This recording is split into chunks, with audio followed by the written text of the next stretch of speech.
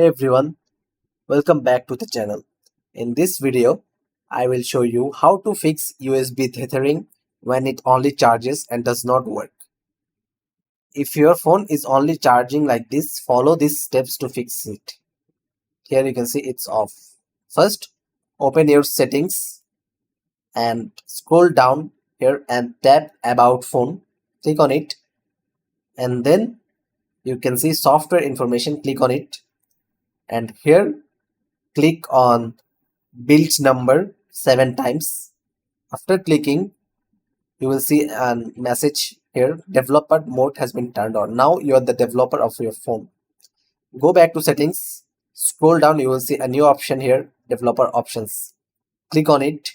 Then after scrolling down, enable tethering hardware acceleration. Enable this one and then tap on default USB configuration. Here, this one.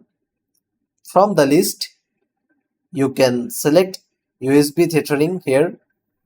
Here's the option. Click on this one, USB tethering. Now reconnect your USB cable. You should see the tethering option appear instantly.